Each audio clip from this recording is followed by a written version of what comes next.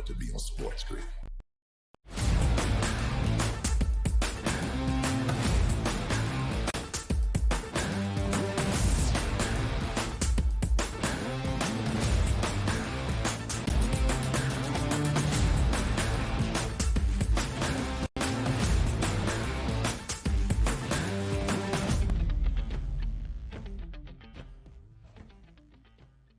Live right here to start off hour number 3 of a Monday on the early line on SportsGrid. He is Donnie Rightside. I am Ben Stevens. It's our third and final hour on this first day of a new week. The NBA playoff picture, or maybe better said, the postseason picture is now set. Play-in tournament games start tomorrow night in the Western Conference. On Wednesday evening out east, where everything stands entering the postseason, we remind you later on in this third hour. We'll get the prop perspective from Tom Vecchio very early on, and we'll take a look on the ice and around Major League Baseball. But we start this third and final hour, DRS, with the MVP conversation around the NBA. The odds makers say one thing, the public something vastly different. We'll break it all down here to start off this third hour. Yeah, good time all the way through. And by the way, keep an eye out on this. The Boston Marathon is today, which is Patriots Day in Boston, which means an 11 a.m. Major League Baseball game today. So we got action starting off right away, and we got baseball coming up in this third and final hour. But we are focused on the NBA, and a nice little argument here. And shout out to voters, Ben, who we asked so many times, get involved with us with NBA topics, and they're doing that in spades today. Big time. Our own social media account is firing back at Donnie Rightside. We asked the public who should win the NBA MVP award. And we'll show you where the odds were entering the final day of the regular season in the NBA in just a moment. But the public says odds makers be damned. We know ball. You do not. Yeah. Welcome in our SportsGrid radio audience to begin this third and final hour before we get to the public vote in the Fade the Public results. Sirius XM, Channel 159, all of our radio terrestrial affiliates now in the fold as well. He is Donnie, I am Ben. Who should win the NBA MVP? Not Nikola Jokic, who was the odds-on favorite for a good majority of this year, certainly in the second half after Joel Embiid would not hit the 65-game minimum. Luka Doncic is winning the public vote at more than 33%. Nikola Jokic barely in front of Shai Gilgeous-Alexander, and a lot of the public, including our own social media account, is saying it's Jalen Brunson come hell or high water. I love this, too. And by the way, the public not being shy about Shai Gilgeous-Alexander with 24.7% of the vote. I love to see that because theoretically, honestly, and I love the fact that he's getting some shine here because just a few short years ago, dude was dropping 30 every game, but the Oklahoma City did not want him to play at all during those runs because they were trying to tank. So the fact that Luka Doncic had about 33, let's just call it 34%, and Nikola Jokic and Shai Gilgeous-Alexander almost in a dead heat here, that's tremendous, man. That is a lot of respect. And Ben, I can't say it enough, where we kept saying all season long, boy, this race would be really interesting if some of those extracurriculars that I talk about happen, which means SGA is a great basketball player, but he actually needs Oklahoma City to win the Western Conference, let's say to win the number one seed in the Western Conference, and he did that. So good on the public here showing up in support of SGA because he's been a wonderful player on the best team in the Western Conference. Could it be? I love the fact that this poll is coming in with so close to the top, but my initial point and premise here, stop it with Nikola Jokic. Like, as much as I love Joel Embiid and you want to go toe-to-toe with Jokic, and it's a rivalry in the MVP race, which, again, Embiid isn't a part of this year due to injury and minimum games played. But the fact that Jokic, he was securing this title, Ben, by dropping like 40, 22, and 16s here. Let's not forget that. Jokic is amazing. I'm just surprised that Doncic is getting the lead majority of the votes here. Based on what he's done lately, he's been amazing. But come on now. Nikola's the guy. And listen, Jalen Brunson has been great down this home stretch. The Knicks won 5 straight to claim that number 2 seed in the Eastern Conference. Brunson has scored at least 30 in 7 straight games, 43 times, including in that finale yesterday of the regular season, the overtime win inside MSG against Chicago. And although our guy, JY, did say that Jalen Brunson should win the NBA MVP, and that's what the SportsGrid account is sharing out for everybody that agrees, And the system might be broken, says SportsGrid, although Donnie Rightside would argue Brunson did not even have a price listed entering the regular season finale. Now, do I hear you in voter fatigue that Nikola Jokic is doing what we expect and he's going to win his third NBA MVP award in the last 4 years? I get it. But look at the odds yesterday.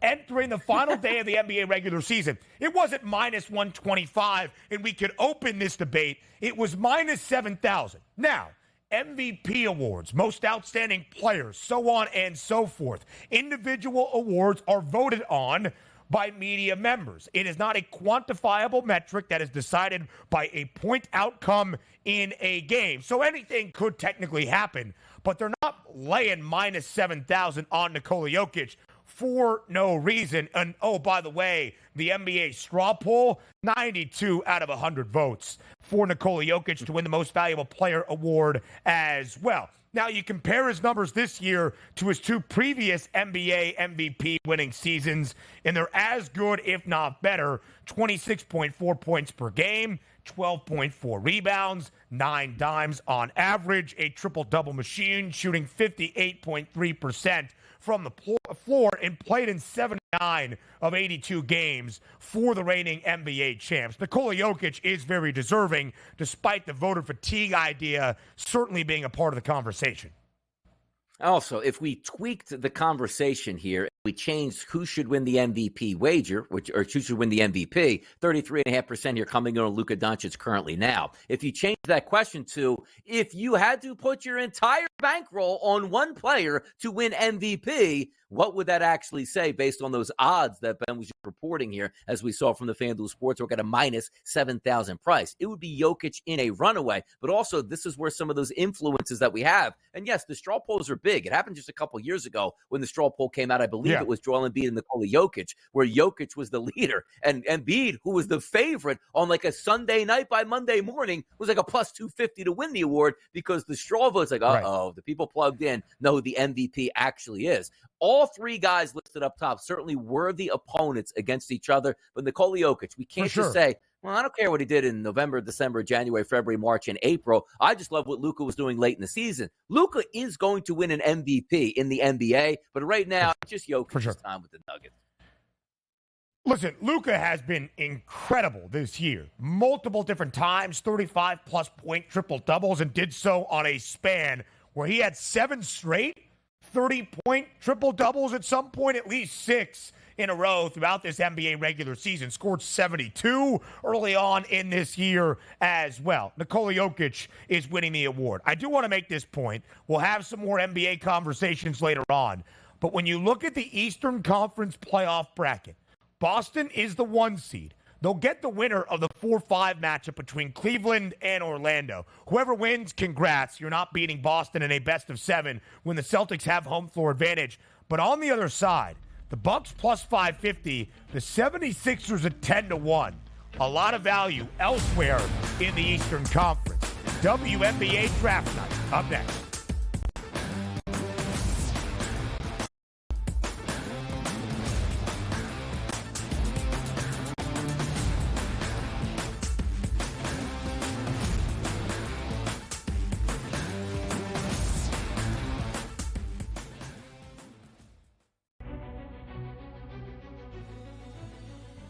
People that bashed him will be eating their words this year. Pretty heavily favored to be a first-round pick, minus 400 earlier this week. But that's not the surprise. If you're drafting J.J. McCarthy in the first half of the first round, you clearly believe not only is he a starter, he's going to be your starter for years to come. But popular with under 3.5 wide receivers in the first round. The tape doesn't lie, baby. Only on SportsGrid. Victor Hoffman right now can probably hit it right where he's looking on the range. But the problem is when you get out to a golf course, especially like Augusta National, it's a big, big picture. You can see every shot in the world, but the targets are really, really small. I feel like whoever we pick is going to win. Like, I feel like we have the power to choose the winner of this tournament. I know. I'm surprised more guys haven't reached out. And they might, and they probably will. Only on SportsGrid. 89-87, 0.6 seconds remaining. Big drama here in this game. Always frustrating when your Final Four parlay and bracket gets busted, but here we go. I'm done. Look what he is now. He's on FanDuel, plus 120. Almost even money to win the tournament. So you actually, if you did get him at plus 260, you got a pretty good, better investment than you had before. Just saying. Sports Rage Late Night, only on SportsGrid. Your gut says Miami is going to win, and you should take the over. Your gut also said your NFT selfies would only go up in value. They didn't. But your head is on SportsGrid and knows the QB is in concussion protocol. The backup has a 45 QBR against the zone coverage. The New York D has the most sacks in the league. So yeah, trust your head. It's smarter to be on SportsGrid. Anyone that's been to a sporting event, the atmosphere before a game, I think Game Time has that same exact atmosphere. This is our arena.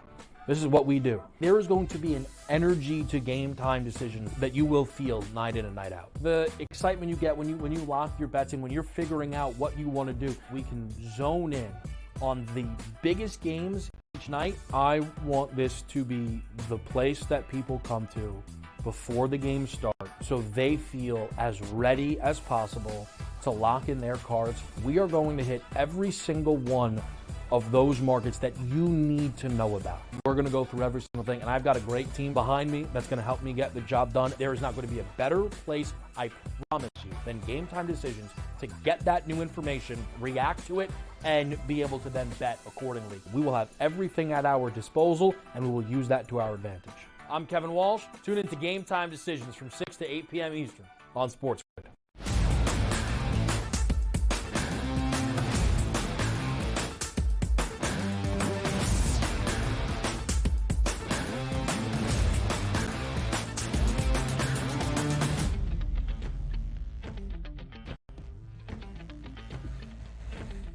We cover all the bases here on the Sports Grid Network, particularly with the early line. And yes, Major League Baseball will be a part of hour number 3, but a monster night tonight in the WNBA as we take a look at the draft. It's Donnie writes out. It's Ben Stevens here. And when we're talking about like, hey, have you heard of this player before? Everybody has heard of Caitlin Clark tonight. So from a draft perspective, Ben, we're expecting some pretty good ratings tonight, not because of who's going to go number 1, but possibly you just want to get a glimpse and being the part of who is actually number 1 tonight.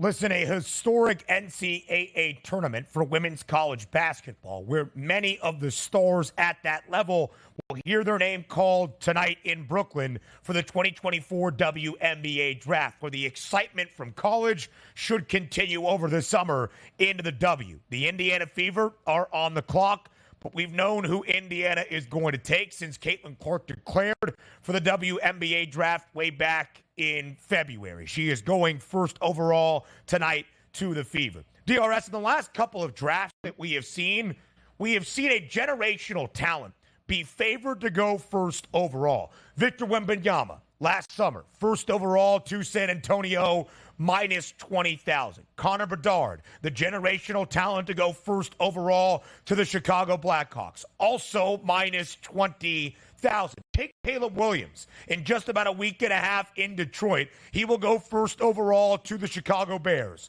minus 10,000. That is the price to be the first overall selection. Caitlin Clark doesn't even have a number listed. We have odds out for her WNBA success in her opening and rookie campaign, but there is not even a price for Clark to go first overall to the Fever. Some have joked, wouldn't it be hilarious if the Fever did not take Clark at first overall? Not only is she the biggest superstar in women's sports, maybe in basketball at this current point, she is the most talented player and the best prospect in this draft. And I don't think it's particularly close. Not to say there isn't talent behind her, and we'll discuss those prices throughout the rest of the opening round tonight in Brooklyn. Caitlin Clark is the first overall pick. And the Indiana Fever, who drafted Aaliyah Boston first overall last year out of South Carolina, now have the foundational pieces for the Fever to be a dynasty in the NBA. Imagine the pick-and-roll offense for Indiana this summer. Caitlin Clark at the point, feeding it to Aaliyah Boston, so on and so forth. And Fever fans are hopefully thinking that is going to be the case for many a year to come in the WNBA. And shout out to WNBA and whoever the television affiliates will be tonight, because they decided that, hey, you know what? Why don't we send this draft out at 10 o'clock tonight, because that's probably the optimum time for the entire country to watch? No, it starts at 7 o'clock. They will draft at 7:30. So somewhere around 7:35, Caitlin Clark will be drafted, and we can all watch and enjoy it and see exactly what is going to take place. Now, that draft order that we popped up here, Fever #1 overall, we know who that's going to be. The Sparks actually have 2 picks in the top 5, going at number 2 and number 4, followed by the Wings, Mystics, Lynch, and the Sky. The Sky also here go 3rd and also 8th. Now, we listed up here the players by position of where draft position where we think they're going to go. Clayton Clark, obviously, monster favorite here, number 2, Brink at -9,000. Cardozo, Jackson, Shelton, and Edwards. Now, the key question is going to be also on top of that is, I don't really know if it's, not watching a lot of WNBA drafts. Will there be trades in the process? Could things shift and move around? But it looks like we have a pretty good idea who 1 and 2 are going to be. So let's focus on where Caitlin Clark is actually going to the Indiana Fever. Because the one thing we know is,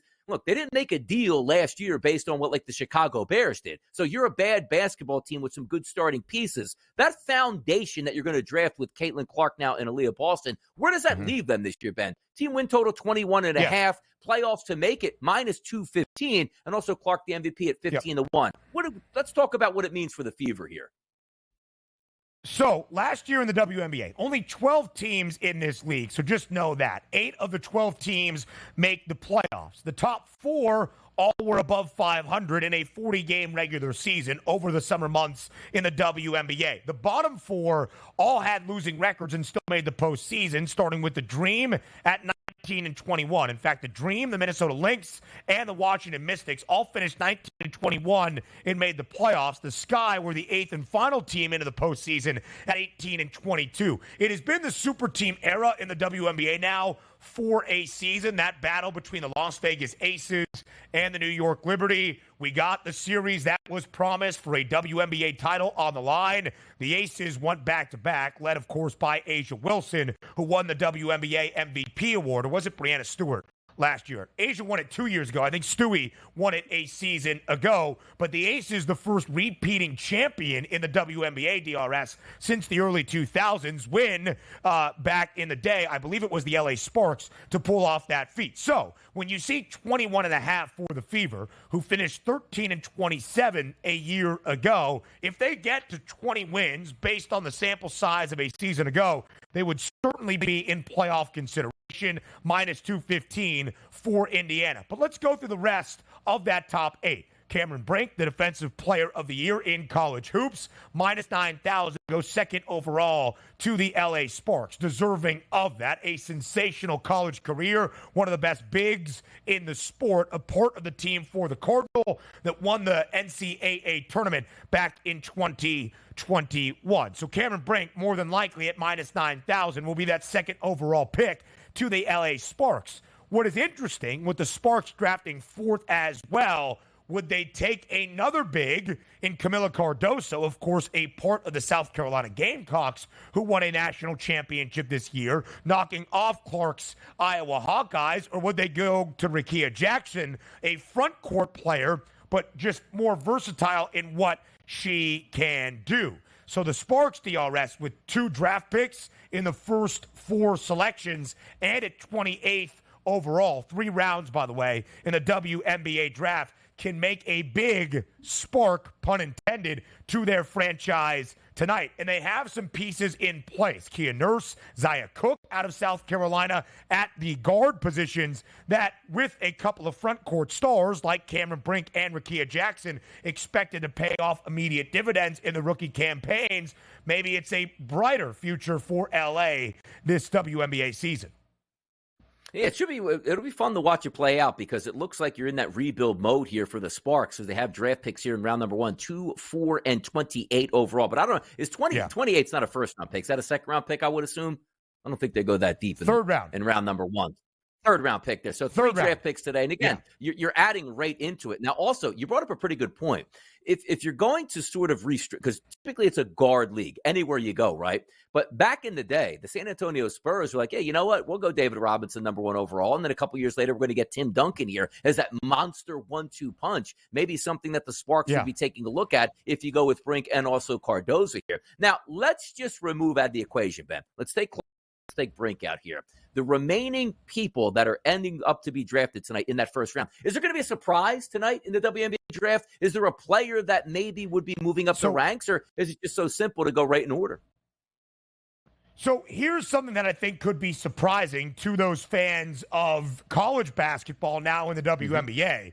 Angel Reese did declare out of LSU, but she's probably not going to go in the top 6. Those are the only odds available on the WNBA. Maybe it's 7. That's where she's been slotted and mocked to the Chicago Sky, who also have 2 picks in the top 8. But I would expect Angel Reese not to be in the top half of this opening round. There is that battle, DRS, between Rickea Jackson out of Tennessee, who was sensational this past season for the Volunteers and spent 5 years in college basketball. 20 points per game, 8 boards for Tennessee in 2023-24. Had 30-plus in the round of 32, albeit in a losing effort against NC State. But just where LA drafts at 2nd and 4th, I would expect Rickea Jackson to go 4th overall and Camila Cardozo out of South Carolina to go 3rd overall to Chicago. Would you go 2 bigs for the Sky with Cardozo and Angel Reese?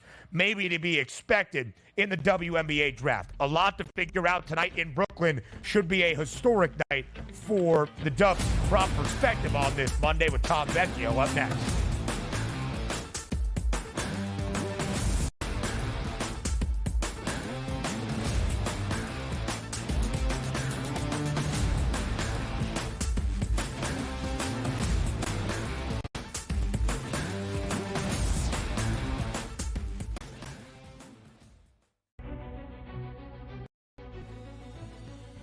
People that bashed him will be eating their words this year. Pretty heavily favored to be a first-round pick, minus 400 earlier this week.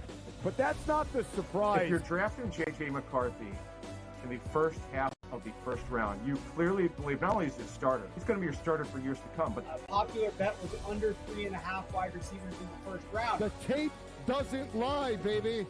Only on SportsGrid. Victor Hoffman right now can probably hit it right where he's looking on the range.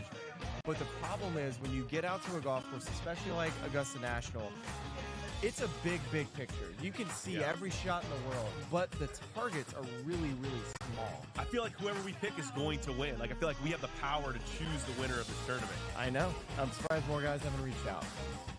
And they might, and they probably will. Only on SportsGrid.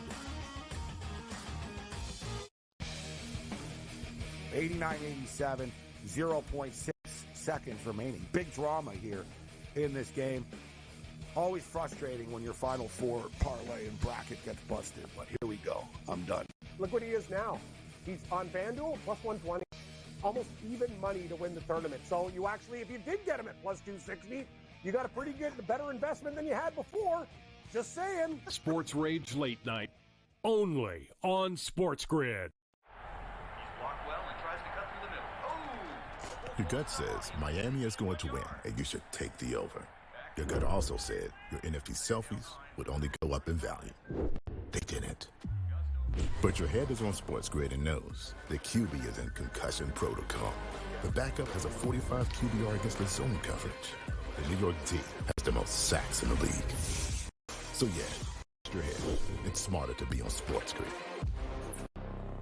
Anyone that's been to a sporting event, the atmosphere before a game, I think Game Time Decisions has that same exact atmosphere. This is our arena.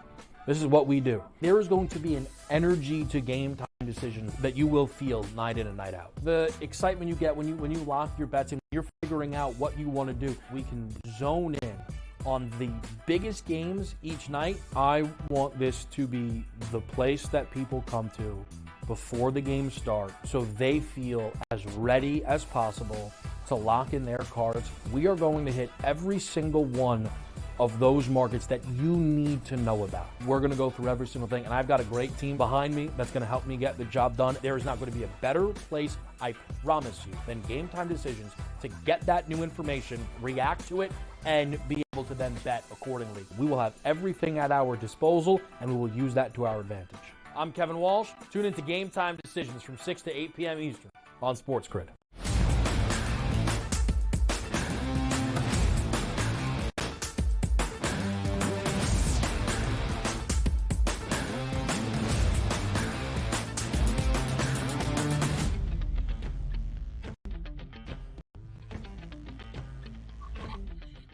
The prop perspective on this Monday, we'll look at the slate in Major League Baseball, some action on the ice in the final 4 days of the regular season in the National Hockey League, and now with the NBA postseason set, we get Tom Vecchio's thoughts on it here as the jack of all trades steps up and in on a Monday on the early line. Vecchio, hope you had a great weekend. Thank you for joining us here on this Monday on SportsGrid. Thanks for having me. It is an awesome time to be a sports fan. Outside of October or November, this is one of the best times of the year. Playoffs starting for both the NBA and the NHL. Baseball is in full swing. Lots to get to today. Yeah. I mean, listen, the jack of all trades, this is the time for him. NBA postseason action, soon to be in the Stanley Cup playoffs, and, of course, the early goings of a Major League Baseball campaign. So, Vecchio, we have two playoff series, of course, set in the Western Conference, and I find both of the outright prices rather intriguing because the lower-seeded teams who don't have home floor advantage are the outright favorites. In the 4-5 matchup, it's the Dallas Mavericks, the 5 seed, minus 120 to win the opening round outright over the LA Clippers. Same story in the 3-6 playoff series between Minnesota and Phoenix. The Suns, the 6 seed, but a minus 120 outright favorite. What do you make of the two series that we have set in the Western Conference? Not too surprised about what we're seeing. I think a lot of people are banking on the Suns and their overall experience when it comes to the playoffs. Obviously, they have an NBA champion with Durant. Booker has been there before. And then we're looking at the Timberwolves and I'm saying, okay, Karl Anthony Towns is back, but like how fully healthy is he? Is he ready to play 38, 40 minutes every single night? That's the question, combined with just their lack of inexperience overall. So I'm on board with the Suns. I've said it time and time again over the last couple of months. I think that they're in a great spot. The 6th seed, I think they can certainly win this first round. And I got to say, going into Denver, potentially in the second round, they played well against Denver at Denver this season, coming away with a couple wins. So I'm still optimistic about the Suns. And then when it comes to the Mavs, I think they can win that. And I think, honestly, the Mavs at a Western Conference price at plus 800 is something I have a ton of interest in. Yeah, we take a look at the Western Conference odds here now that we have the playoff seedings in order. You take a look at the Denver Nuggets, and based on the FanDuel Sportsbook, they don't care that they're not the number one overall seed. A plus 135 price to come out of the West, followed by two teams at 6-1, the Thunder and the Clippers, then the Mavericks and the Suns, and the Timberwolves almost in a dead heat at 8-1 and plus 850 respectively here. Is it just Denver and everybody else out there, Tom? I think so, but like I said, I think the Mavs are going to be my pick because if they can get past the Clippers, which I think is very viable, they won't have to play Denver until the conference finals because they're on the opposite side of the bracket. And again, when it comes to the Thunder, a young, inexperienced team, are we going to take the Mavs or are we going to take the Thunder ahead of the Mavs? I would certainly side with the Mavs in that matchup. So if I want to play the long game, I would certainly go with the Mavs. And listen, if you want the Clippers to beat the Mavs, I would say the same thing about them. Take the Clippers at plus 600 to win the West because they won't have to play Denver until the conference finals. I will take the Clippers or the Mavs ahead of the Thunder in that second round. Yeah, it's a really interesting portion of the bracket. Do you want to be on the side with the Denver Nuggets or despite OKC having that top overall seed going up against the Thunder team that did play in the play-in tournament a year ago, but not in the playoffs? Same conversation, Vecchio, in the Eastern Conference. The Celtics are the number one seed. They clinched the NBA's best record nearly 2 weeks ago, and they're already nearly a $2 favorite to win the Eastern Conference crown. So what do you make then of the playoff bracket in the Eastern Conference and maybe some value on the other side away from Boston? Yeah, it's much of the same. You got to find a team that you like, and it honestly might be going to the Knicks at 12-1 to win the East. If they can get past that first round, get past that second round, obviously they won't play the Celtics until that conference finals.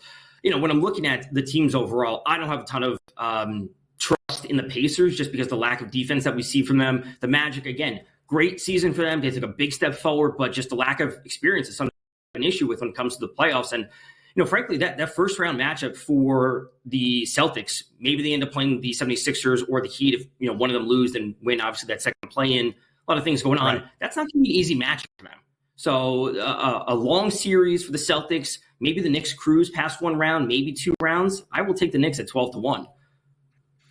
East Coast, West Coast matchups. There's certainly somebody's got to come out of the East, somebody's got to come out of the West. If we're looking at the NBA championship odds right now, the Boston Celtics at a plus 165 price, the Denver Nuggets at a 3-1 price, followed by the Clippers, that sort of shelf here and that fall off at 14-1, and then we see the Bucks at a 12-1 price. Is it, again, easy just to say Nuggets versus Celtics? And also, Tom, somebody in the East and somebody in the West. Give me some upset thoughts here. Who can knock the Nuggets out and who can knock the Celtics out in the East?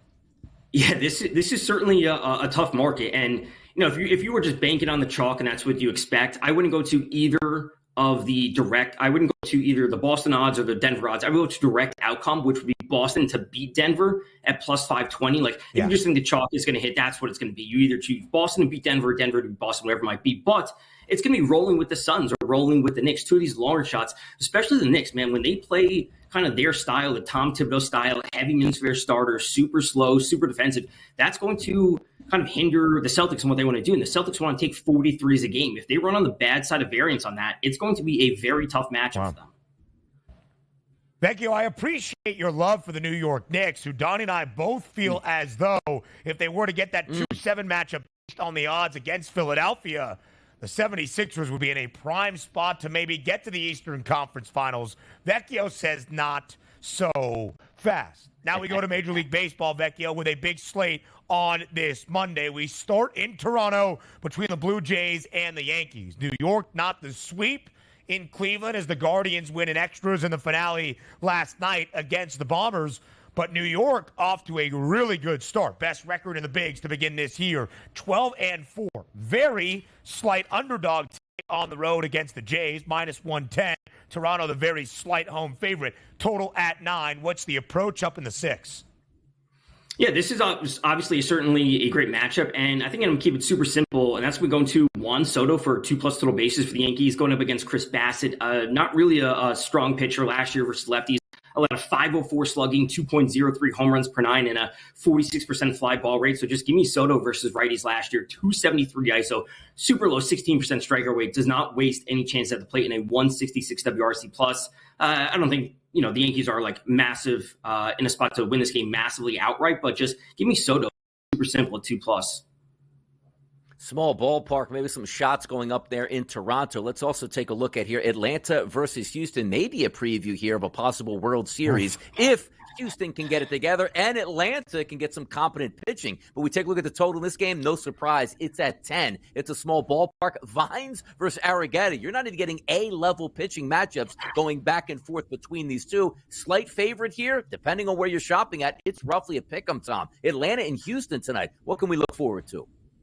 I think we can look for some runs tonight. I have very little read on these two pitchers, Darius Vines and Spencer Arrighetti. They have a combined 35 total MLB innings pitched over this year and last year combined. Arrighetti has 3 innings pitched just last week. So if I'm not expecting any consistency when it comes to pitching, that should mean they're both righties, by the way. So I'm going to go into lefties on each side. Kyle Tucker, my guy, Matt Olson, 2+ total bases. They're plus 105, plus 110, whatever it might be. Offense tonight, not a whole lot of pitching from both sides. Atlanta has the highest over percentage in Major League Baseball. 10 games over, only 3 unders, and 1 push. 77% of the games for the Braves hitting the over at this moment. For Houston, a lot of unders to start, but the Astros have gone over in 5 straight and 6 of their last 7. Big news for the Braves, Tom, over the weekend. It was confirmed what was feared in Atlanta. Spencer Strider out for the remainder of 2024 with that UCL injury to his right pitching elbow. The Braves still the second best price to win the World Series at 5-1, just $1.50 behind the Dodgers, plus 350 over 2 weeks into this Major League Baseball season. Are you starting to see any value pop up in those World Series prices? That's going to the Baltimore Orioles, and they're off to a good start. I also think they are on the path to getting better because both Kyle Bradish and John Means will be back at some point. Two very solid pitchers. We don't have exact timetables on when they'll be returning, but their pitching is good. Obviously, addition of Burns in the offseason was awesome. So you add in Bradish and Means. Once the second half of the season gets rolling, they build up, and then they're ready for the postseason. I expect them to compete for the division title, and if not that, they'll absolutely be in the wild card spot. So give me the Orioles right now. Speaking of wild card watch, boy, the NHL coming down the stretch, similar to what we saw, Tom, in the NBA. The Bruins and the Capitals, the Canadiens and the Red Wings, and the Predators and the Penguins light it up tonight. What do you like on the ice tonight? Which is the right way to go? So starting off, the Predators and the Penguins under 6.5 is sitting at -130. This is a literal must-win for the Penguins. A literal must-win. They have to win this game or they are eliminated. Also for the Predators, while their spot is locked up and they're holding down the number one wild card in the West, this is their last game of the season. Vegas has 2 games in hand. So if the Predators were to lose this game and Vegas wins out their last 2, that means the Preds would be playing Dallas in the first round as opposed to the Canucks. And I've talked about Dallas before. They are awesome. They're one of the best teams to win the Stanley Cup. So the Preds also have motivation to play and win. So they don't want to fall into that spot. So a lot of unders tonight. And then for Boston and Washington, huge game for Washington as well. Boston, they still need to secure home ice, that top seed over the Panthers. So Alexander Ovechkin over 3.5 shots at sitting at -102. Surprisingly, since the start of April, the Bruins, they're allowing 71.4 shot attempts against. That's actually the worst in the league per 60 minutes in 5v5 situations since the beginning of April. So the Bruins are kind of slacking on defense right now. Ovechkin and the Capitals need to win. Fire some shots tonight. The Caps, a home ice underdog. Washington, at this current moment, holds on to the second and final wild card spot, but hot on their heels, as Vecchio said. The Penguins, the Red Wings, over a $2 favorite tonight in the Motor City. It's getting good in these final 4 days of the NHL regular season. Let's show Tom's top props for the prop perspective on this Monday. The jack of all trades for a reason. Even an early play-in tournament bet for Draymond Green and the Golden State Warriors for the nightcap tomorrow night. Vecchio, as always, we appreciate the time. We go around the Daily Diamond Dash ourselves in MLB. Up next.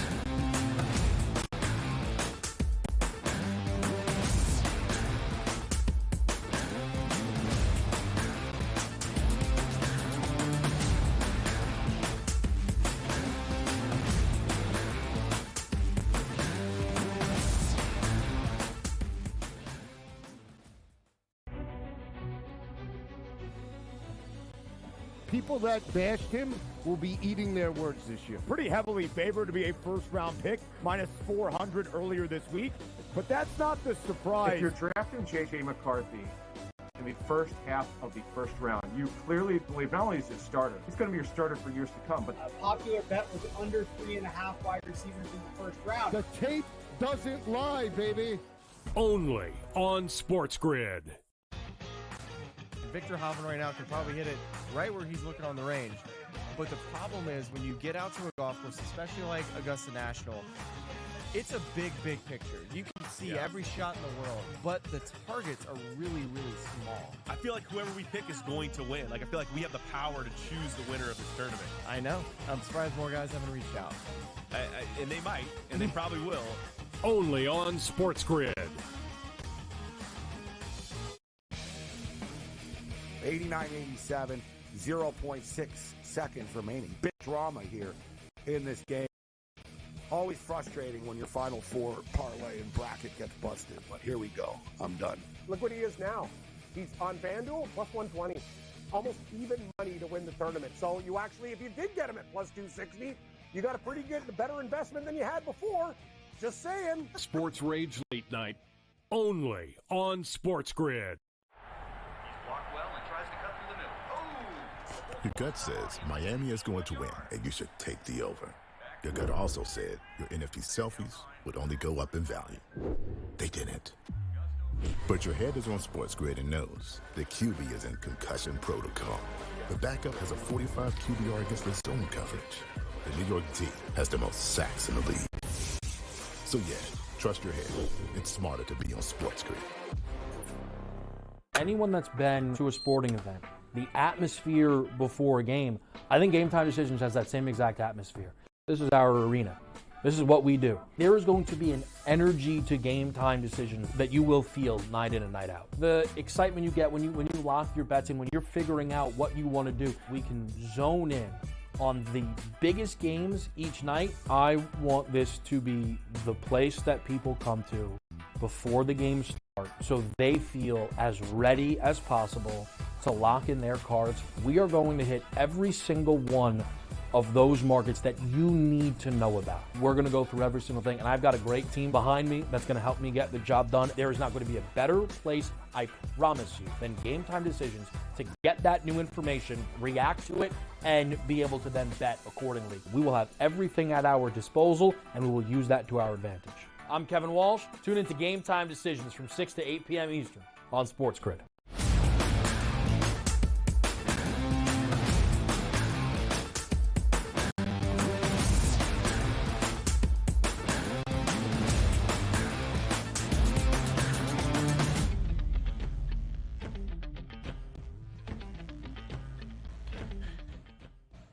Before we dive into today's Major League Baseball slate, some contract news to report around sports. First, in the National Football League, the Eagles extend another bright and young promising star. Devontae Smith and the Eagles agree to a 3-year, $75 million contract extension that includes $51 million guaranteed. That's $25 million per year. The wide receiver market for this new generation is starting to get set, as our President Bird's backer. How excited are you that the Eagles retain Devontae Smith for the next few years? Good move, and as expected. Let's take a look at two different attacks here, because we talked about T. Higgins getting that contract, or should I say not contract, just a 1-year deal, which is the franchise tag. And I said, from my earlier stance, there's no way he's playing under this tag. Like, he's in the same exact predicament. And we didn't know this Devontae news was coming down, which is kind of hilarious that it came down literally an hour after we talked about it, was that T. Higgins was like, I love Cincinnati. Look at that, man. My guy just got $51 million splashed into his bank account in roughly a 4-year contract versus $90 million if we add that 5th-year option on his rookie deal. Like, T. Higgins is not going to play in Cincinnati unless he gets that big money number. But also, here's why the Philadelphia Eagles are smart in this spot, Ben, and you bring it up.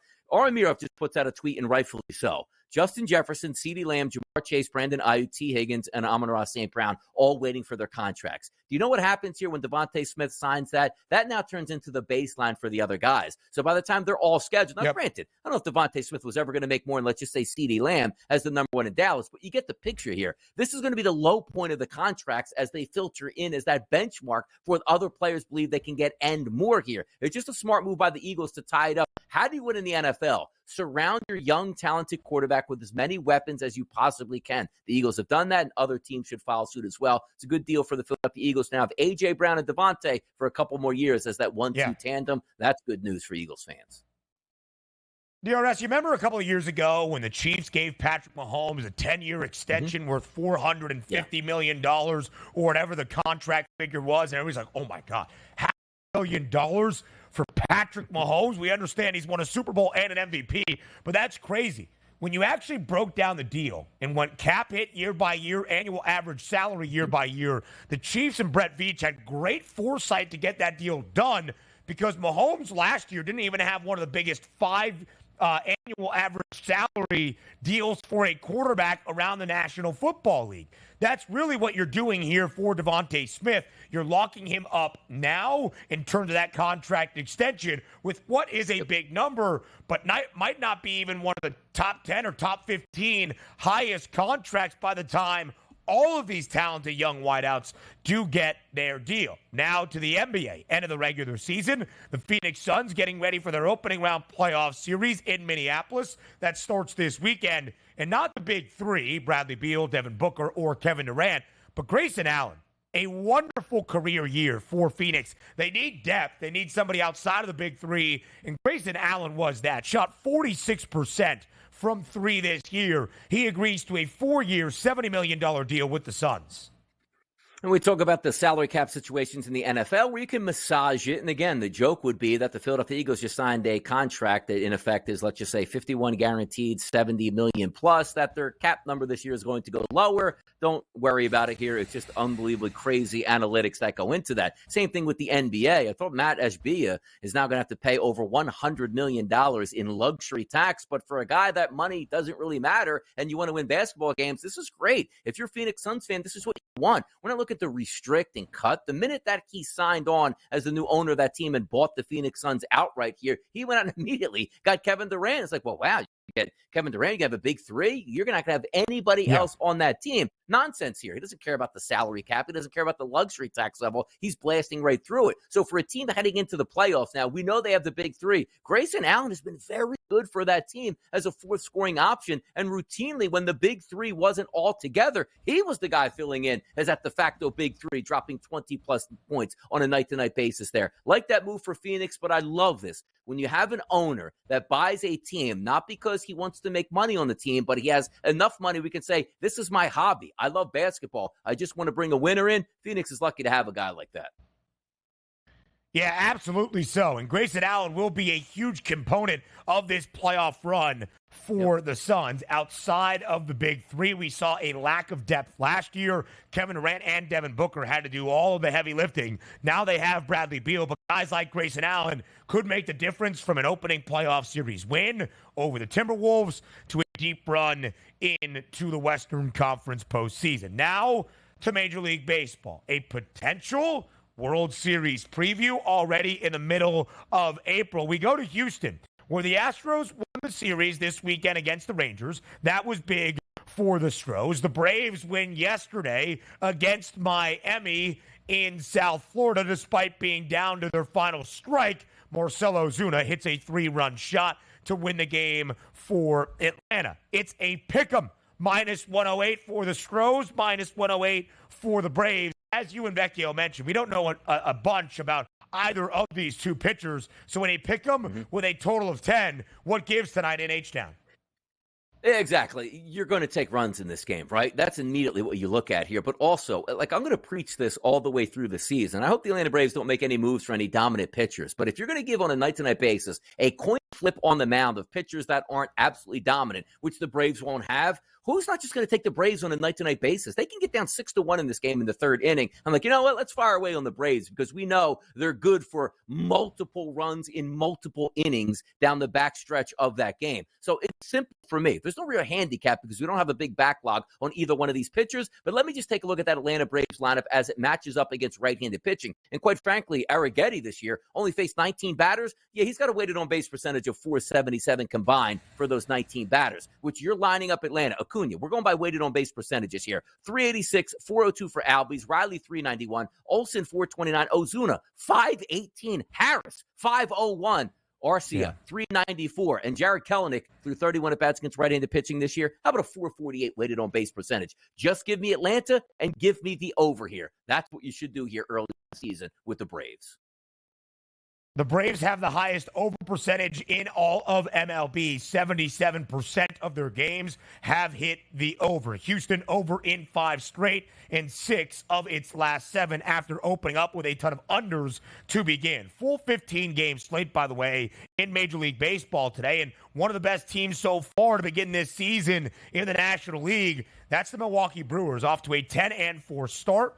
But an underdog today at home in Wisconsin against the San Diego Padres, who took 2 of 3 against the Dodgers this weekend. Joe Musgrove on the bump for the Padres, -118, total 8.5 in Milwaukee. Yeah, you know what? I'm going to lean towards the Milwaukee in this game. And forget about even taking a look at the pitching matchup side by side. It's one of those events where you saw last night the San Diego Padres, Ben, where were they yesterday? In L.A. in a rain delay on Sunday Night Baseball. Now they're going to have to fly to Milwaukee on the road and play them today at 7:40 p.m. Eastern. Now, granted, you don't have to worry about any weather conditions because it'll be in a dome. But if we're lining up the pitching matchups, take a look at Joe Ross for the Milwaukee Bucks tonight. 44 plate appearances, or 44 batters, I should say, he's faced this year. ISO power number 026 weighted on base percentage of 244. If we flip it over to Milwaukee's lineup, this is a team that, again, on a year-to-year basis, it's like, okay, Yelich and who else is going to be on this team? Now, I'm looking at the anticipated starting lineup tonight. It doesn't actually have Yelich included in there. Joe Musgrove, starting pitcher, anticipated for the Padres, a 367 weighted on base percentage against him to left-handed batters, which is not very good. And look at this lineup going up against right-handed pitching this season so far. Dunn, 355. Contreras, 498. Frelick, 366. Adames, 410. Hoskins, 392. Terang, 433. Go. Give me those Milwaukee Brewers tonight taking on San Diego. Yeah, I think it's a pretty good look right there. Home money line underdog at plus 100. The Arizona Diamondbacks, the reigning National League pennant winners, off to an even 500 start this year. The D-backs, after taking the final 2 games of the set this weekend at home in Phoenix against St. Louis, now 8-8. 6 innings of shutout work from Zach Gallen yesterday against St. Louis as the Diamondbacks won 5-0. Now a second consecutive series for Arizona against an NL Central foe. Tonight in Phoenix, it's the 1-2 punch. Gallen yesterday, Merrill Kelly the start today, and Arizona nearly $1.50 favorite at home against the Cubbies. Yeah, they should be. About a minus 150 favorite. That total listed at 9. The focus here, Ben Brown's going to start on the mound here in this game. And as a Chicago Cubs pitcher, right-handed, he's been okay at best here. 43 batters that he's faced this year. ISO power number 184, right around average to both sides, lefty and righties. 355, slightly elevated weighted on base percentage if you combine lefties and the righties. But if we're trying to break this down to which side of the, let's just say, table you want to sit on, RBI props here make some sense. Yeah. Ben Brown, only 25 batters he's faced from the right-hand side, Ben. 261 ISO, 335 weighted on base percentage. Right smack dab in the middle of that Arizona lineup, 2 guys that are hammering right-handed pitchers, Lourdes Gurriel and Christian Walker. 250 ISO, 280 ISO, respectively here, back-to-back. And how about the weighted on base percentages? 404 and 393. Give me an RBI prop between Gurriel and Walker in this game. That's what makes the most sense for me here. I think it's a very good look there as well. Total at 9, the under a slight bit of juice. Next up, as we keep going around Major League Baseball, again, the O's avoided the sweep yesterday at home against the Milwaukee Brewers. Jackson Holliday got his first hit in his Major League Baseball career. Baltimore back at home tonight, minus 134 home money line favorite against the Minnesota Twins. The over-under is 9. Now, the Twins entered the year as the favorites to win the American League Central. Minnesota 2 games below 500 at 6-8. It's the Guardians and the Royals, both with double-digit wins, followed by the Tigers atop the Central at the moment, very early on. But Minnesota trying to keep pace. Yeah, and by the way, you should be hammer time tonight with the Baltimore Orioles. 77 degrees as we take a look at first pitch tonight. Wind blowing out to right field about 7 miles an hour. So Camden Yards certainly is a hitter's ballpark. But let's just take a look at that Orioles lineup as constructed of what we anticipate tonight. Louis Varland's a right-handed pitcher on the mound. Take a look at this. 45 batters. Again, not a great sample size, but if you go back to last year, who we faced 288 batters, he had a 237 ISO and a 341 weighted on base percentage. Not good. Put that over to this year, 282 ISO, really bad. Weighted on base percentage, 447, really bad. Look at this lineup coming into tonight, and let's just take a look at the ISO power number, which labels the metrics on how these guys are doing at the plate and hitting for power. Gunnar Henderson at 343. Keep in mind, Ben, 170 is the major league average. He's 343. Santander, 195. O'Hearn, 226. Mountcastle, 160. 194. How about this? Colton Cowser, we've talked about a lot on this program, 600. Yeah. 600 ISO power number against right-handed pitching here. So this lineup is locked and loaded tonight. If you're looking for RBI props, looking for team totals, Baltimore is the place to be tonight, Ben. Yeah, it's a very good look as well. 9 games inside Camden this year for the O's. 6 of the 9 have hit the over. We go quickly to Detroit. Tigers minus 118 is that home money line favorite against the Rangers, who did lose the season series in Houston. 8.5 the total. Any breakdown here in this American League action? I'm probably looking towards the under 8.5. Michael Lorenzen last year was with the Philadelphia Phillies, coming over as a free agent here. Doesn't have any statistics yet on this young season, but quite frankly, the Detroit Tigers lineup against right-handed pitchers hasn't been very good. Only 4 guys with an ISO power number above average. A lot of those guys, zeros, 0.40, 0.20, not looking very good. Let's take the under in this game as a quick snapshot. Total 8.5. And by the way, baseball starts in 20 minutes. It's the day of the Boston Marathon in Beantown. The Red Sox host the Guardians in Fenway. Boston, a -154 favorite. Again, 11:11 a.m. Eastern time. First pitch. And a best bet comes your way next.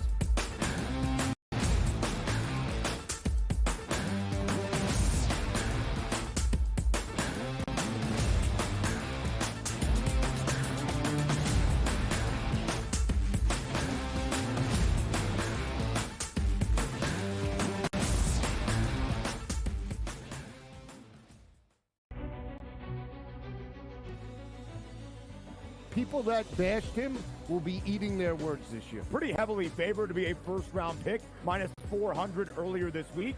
But that's not the surprise. If you're drafting J.J. McCarthy in the first half of the first round, you clearly believe not only is he a starter, he's going to be your starter for years to come. But a popular bet was under 3.5 wide receivers in the first round. The tape doesn't lie, baby. Only on SportsGrid. Victor Hovland right now can probably hit it right where he's looking on the range.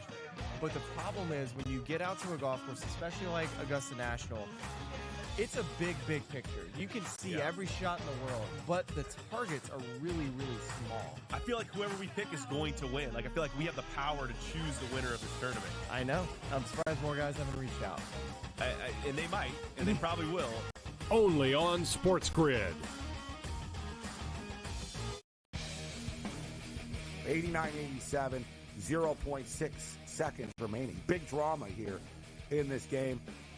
Always frustrating when your Final Four parlay and bracket gets busted, but here we go. I'm done. Look what he is now. He's on FanDuel, +120. Almost even money to win the tournament. So you actually, if you did get him at +260, you got a pretty good, better investment than you had before. Just saying. Sports Rage Late Night. Only on SportsGrid. Your gut says Miami is going to win, and you should take the over. Your gut also said your NFT selfies would only go up in value. They didn't. But your head is on SportsGrid and knows the QB is in concussion protocol. The backup has a 45 QBR against the zone coverage. The New York D has the most sacks in the league. So yeah, trust your head. It's smarter to be on SportsGrid. Anyone that's been to a sporting event, the atmosphere before a game, I think Game Time Decisions has that same exact atmosphere. This is our arena. This is what we do. There is going to be an energy to Game Time Decisions that you will feel night in and night out. The excitement you get when you lock your bets in, when you're figuring out what you want to do, we can zone in on the biggest games each night. I want this to be the place that people come to before the games start so they feel as ready as possible to lock in their cards. We are going to hit every single one of those markets that you need to know about. We're going to go through every single thing, and I've got a great team behind me that's going to help me get the job done. There is not going to be a better place, I promise you, than Game Time Decisions to get that new information, react to it, and be able to then bet accordingly. We will have everything at our disposal, and we will use that to our advantage. I'm Kevin Walsh. Tune into Game Time Decisions from 6 to 8 p.m. Eastern on SportsGrid.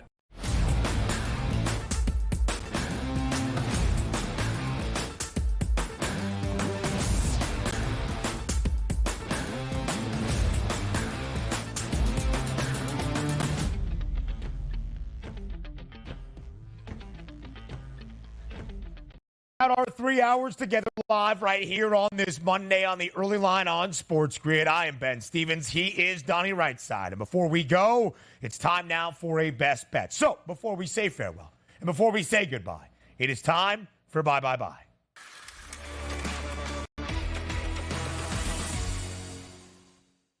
I already know where Donnie Rightside is going on this Monday. Full slate in the bigs in Major League Baseball. But who gets your attention first and foremost? Wind blowing out to right field today. High 70s temperatures expected in Baltimore. Louis Varland's on the mound. We just went over. He's a right-handed pitcher. But how about this? This season, the left-handed batters only faced 25, an ISO of 348, and a weighted on-base percentage of 467. So we go right to Baltimore's lineup and say, give me a left-handed batter in the middle of that lineup. Now, there's multiple ones that you could take a look at here. So for myself, it's Ryan O'Hearn, left-handed batter, 36 plate appearances against right-handed pitching this year, 226 ISO, and a weighted on-base percentage of 393. So for me, Santander, Rutschman, and Gunnar Henderson should all be on base. But I got to tell you right now, I wouldn't be opposed, people out there, if you just maybe tripled up on this game and went ahead and said to yourself, you know what? Cowser, left-handed bat, 600 ISO power number with a weighted on-base percentage of 674. Maybe he can be used there as well. Or even Cedric Mullins at a 219 ISO power number and a weighted on-base percentage of 391. Or even Gunnar Henderson, he's a lefty at 3 as an ISO power number and a weighted on-base percentage of 349. If you're looking for some of those snippets there, Ryan O'Hearn is a plus 140. And also, BSS. Ben's best bet today is, I believe I heard, Aaliyah Edwards. And what was that? Get in my ear again. What is it? What else? Sixth pick, minus 115. See that? I mean, Ben's so confident in this best bet. He didn't even want to be here to say it because he was embarrassed at how easy that is going to hit tonight. But Ryan O'Hearn for me at a plus 140 price makes a ton of sense to record an RBI tonight for the Baltimore Orioles. Santander plus 125, Gunnar Henderson plus 140. Thanks for tuning in today's edition of The Early Line. We will be back bright and early tomorrow for another edition of The Early Line. See you later.